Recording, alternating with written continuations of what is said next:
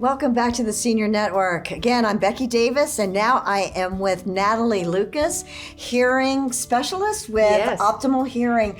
Thank you so much for coming. How are you, Becky? I'm doing great. Great to see you. Good to see you. Wonderful conversation before we started airing, and let's just pick up where we left off.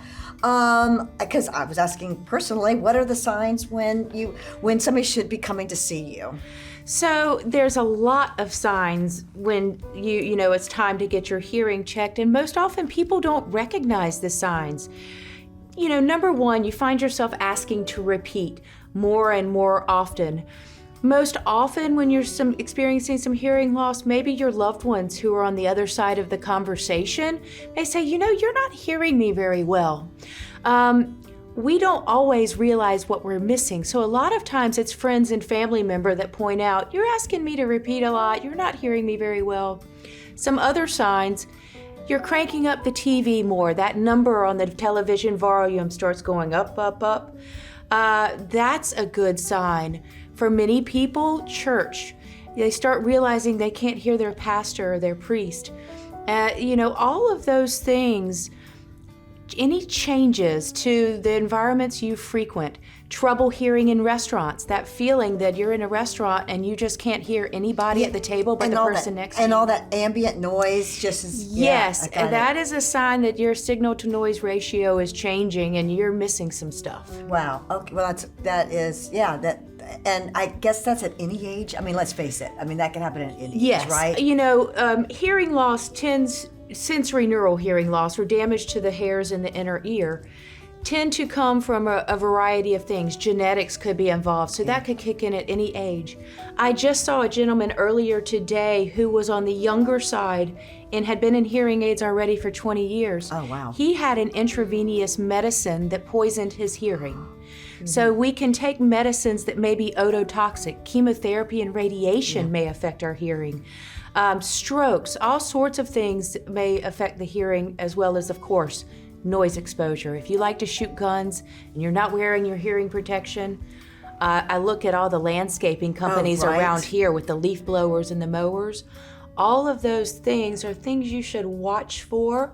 And I always urge people, especially if they're going into cancer treatment or getting any major antibiotic treatments, to ask their doctor, is this going to hurt my hearing? I've never even thought to ask that question. A lot of medicines are ototoxic. That is great advice. I have another question. Because we were talking about this earlier, what do you do when you get that family member who's resistant about getting, or at least just darkening your door, saying, hey, listen, you don't even have to get the hearing, just get it checked. We all know them. We've all met them. We have one in every family. have one in the family. Right? You got to think about their perspective. The older generations, in particular, the war generations, in their day, there was a lot of stigma against hearing loss, deaf, dumb, and blind. Oh, I get you. Yeah. Those old stigmas that happened, and also especially men in the war generation, there were a lot of stigmas there. You know, wearing hearing aids may have been considered a sign of weakness in their time.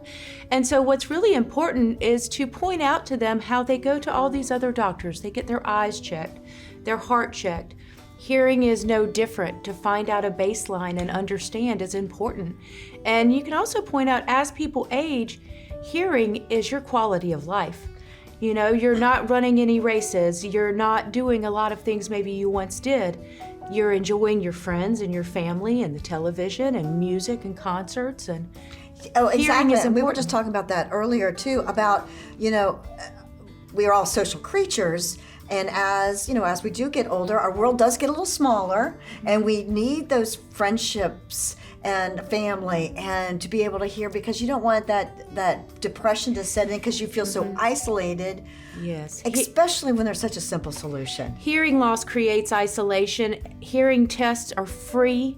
I make them fun. Right. You know, we make them fun. Most people have never seen the inside of their ear or checked the amount of earwax they have. Yeah. All of those things are very easy to do, and it's important people find out. Oh, this is just wonderful information. Natalie, it's so nice to see you again. Thank you. Thanks for being here. Absolutely. And we'll be right back here on the Senior Network.